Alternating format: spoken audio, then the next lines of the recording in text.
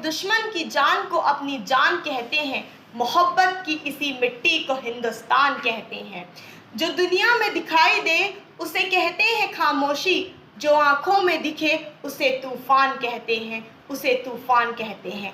मैं नाबेगा नबील आप सभी को 75th इंडिपेंडेंस डे की हार्दिक शुभकामनाएं देती हूँ और आप सभी के साथ देशभक्ति के कुछ विचार बांटना चाहती हूँ।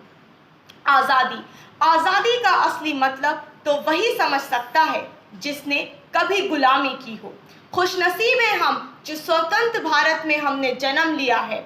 यूं तो आज़ादी की लौ 1857 में जल चुकी थी, जो मशाल बनकर 1947 में आज़ाद कराई गई।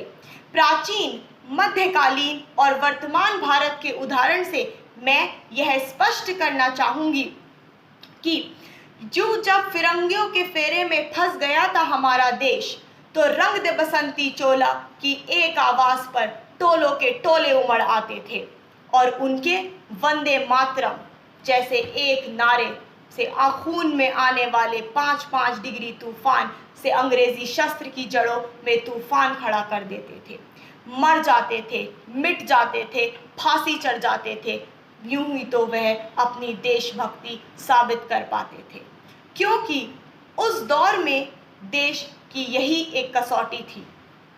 62, 65 और 61 के युद्ध में अपना सुहाग गवा देने वाली औरतें जब घर के हालात यह हो जाया करते थे कि प्यार भी भरपूर गया, मांग का सिंदूर गया, नन्हे नन्हे नौनिहालों की लंगोटियां चली गईं, प्यारी प्यारी बेटियों की चोटियां चली गईं, बाप की कमाई गई, भाई की पढ़ाई गई, एक ऐसा विस्फोट हुआ कि पता ही नहीं चला, पूरे शरीर की बोटियां चली गई, पूरे शरीर की बोटियां चली गई। आपने तो अपना एक आदमी खोया है साहब, हमारे घर की तो रोटियां चली गई, रोटियां चली गई। ऐसे हालात हो जाने के बावजूद भी एक माँ अपने बेटे को युद्ध पर दुश्मन की धज्जियां उड़ाने के लिए भेजा करती थी और फिर अपने बेटे को खत लिखकर यह कहती थी कि अम्मा ने लिखा है खत में बड़े ही चाव से, पुत्र मेरे न घबराना, पुत्र मेरे न घबराना, न एक इंच भी पीछे हटना, चाहे इंच इंच कट जाना, इंच इंच कट जाना। इसी तरह पूरा परिवार अपनी देशभक्ति साबित कर रहा होता था, क्योंकि उस दौर में देश बलिदान मांगता था, देश मर जाने को, मिट जाने को, लड़ जाने को कहता था। परंतु आज देश बलिदान नहीं मांगता, देश मर जाने को, मिट जाने को, फांसी चढ़ जाने को नहीं कहता, क्योंकि मेरे विचारों में अगर एक नागरिक अपना काम पूरे कर्तव्य, पूरी ईमानदारी और सच्चाई से कर रहा है तो वही उसकी एक सच्ची देशभक्ति है। मैं नहीं मानती कि व्हाट्सएप और फेसबुक की डीपी को 3 रंग से रंग देना ही देशभक्ति है। अगर आप ये कहते हैं कि साल में 2 बार तिरंगा हाथ में ले लेना ही देशभक्ति है, तो मैं यह पूछना चाहूँगी कि सड़क पे रहने वाला वो बच्चा ट्रैफिक की छाँव में नंगे पाँव में हाथ में तिरंगा लिए उसे बेच रहा होता है, क्या आप उसे उसकी देशभक्ति कहेंगे? नहीं, यह उसकी देशभक्ति नहीं बल्कि उसके पेट की भूख की शक्ति है जो उसे ऐसा करने पर मजबूर कर रही है। न मस्जिद को जानते हैं, न शिवालय को जानते हैं, न मस्जिद को जानते हैं, न शिवालय को जानते हैं, पेट के भूखे हैं साहब, यह सिर्फ रोटी के निवालों को जानते हैं, यह सिर्फ रोटी के निवालों को जानते हैं। जब अपने पूरे परिवार, अपने देश के प्रति समर्पण का भाव रखना ही देशभक्ति है।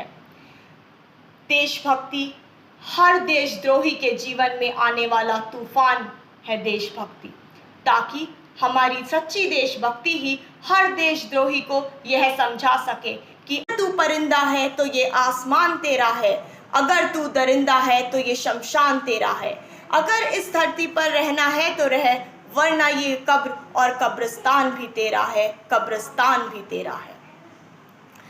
देशभक्ति तो तब आहट होती है जब देशद्रोही से ज्यादा एक बेटा अपने माँ बाप को वृद्धाश्रम की चौखट पर छोड़कर आ जाता है।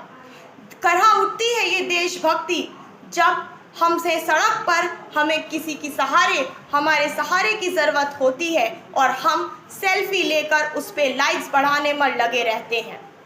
आज के वो नौजवान युवा जिसके कंधे पर हमारे देश की जिम्मेदारी है अपने राष्ट्र, अपने भारत की आशंकाओं को बांध कर रखने की, आज वही युवा घर में बैठे हुए अपनी 4x4 इंच की छोटी सी स्क्रीन पर अपनी कोमल उंगलियों से मन के भावों की इमोजी भेज रहे हैं। मजदूर को मजदूर समझिए, मजबूर नहीं। गरीब को काम दीजिए, दान नहीं। और अगर इतने ही दान इच्छुक हैं तो जीते जी रक्तदान कीजिए और मरने के बाद अंगदान कर कर किसी मरते हुए को जीवन दान दीजिए।